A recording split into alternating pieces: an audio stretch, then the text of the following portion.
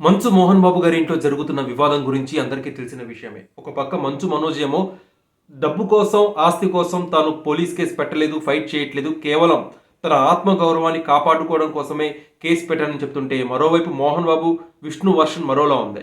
So ఏదేమన్నా గానీ మంచు మనోజ్‌కి న్యాయం చేయాలని కొందరంటుంటే, ఇది వాళ్ళ కుటుంబ సమస్య కదా! మనకెందుకులే అని చెప్పి కొంతమంది అంటున్నారు. అండ్ మీడియా కవరేజ్‌ని కూడా చాలామంది తప్పుపడుతున్నారు. ఇది ఖచ్చితంగా మీడియా కవర్ చేయాల్సిన విషయం. ఎందుకంటే ఎప్పుడైతే ఇద్దరు వ్యక్తులు పోలీస్ కేస్ పెట్టుకున్నారో, ఇక ఖచ్చితంగా దాంట్లో మీడియా ఎంటర్ అవుతుంది. ఎందుకంటే కేస్ పోలీస్ స్టేషన్ వరకు వెళ్ళింది. మోహన్ బాబు గారి గన్ లైసెన్స్, మంచు విష్ణు గారి గన్ లైసెన్స్ వీళ్ళిద్దరివి కూడా రద్దు చేశారు. అందుకనే ఇవాళ టీవీ9 రిపోర్టర్ జల్పల్లిలోని మోహన్ బాబు గారి నివాసం వద్దకు వెళ్ళింది.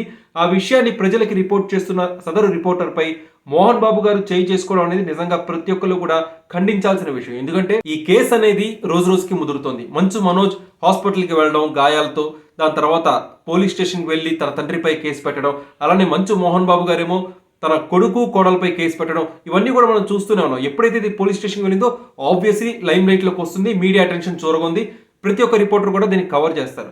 బట్ ఇవాళ సదరు రిపోర్టర్ క్వశ్చన్ అడిగితే మోహన్ బాబు గారు వ్యవహరించిన శైలి విధానం అంతా కూడా నిజంగా చాలా బాధాకరం. ప్రతి ఒక్కరు కూడా ఖండించాలి. ఎట్ ద సేమ్ టైం ఈ విషయంపై ఖచ్చితంగా ఇలాంటి రభస మళ్ళీ మళ్ళీ జరగకుండా అటు మంచు మనోజ్ వర్గం కావచ్చు, ఇటు మంచు మోహన్ బాబు గారి వర్గం కావచ్చు, సామరస్యంగా కూర్చొని సెటిల్ చేసుకుంటే బాగుంటుందని నాకు అనిపిస్తుంది. ఎందుకంటే ఇది రోజు రోజుకి న్యూసెన్స్ కేసులా మారిపోతుంది.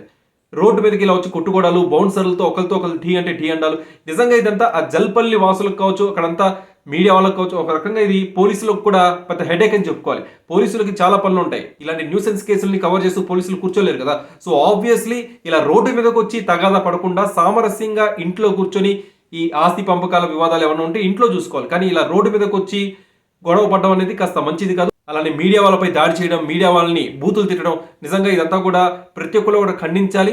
మోహన్ బాబు గారి వ్యవహార శైలిపై ప్రతి ఒక్కరు కూడా విమర్శలు వ్యక్తం చేస్తున్న పరిస్థితి కనిపిస్తోంది. మోహన్ బాబు గారు కానీ, మంచు విష్ణు కానీ వీరిద్దరు కూడా ఇంకా రియాక్ట్ కాలేదు. అలానే మంచు లక్ష్మీ ప్రసన్న కూడా దీనిపై ఎలాంటి కామెంట్ చేయలేదు. సో వాళ్ళు మరి కొద్ది రోజుల్లో దీనిపై ఏమన్నా రెస్పాండ్ అవుతారేమో అని వేచి చూడాలి.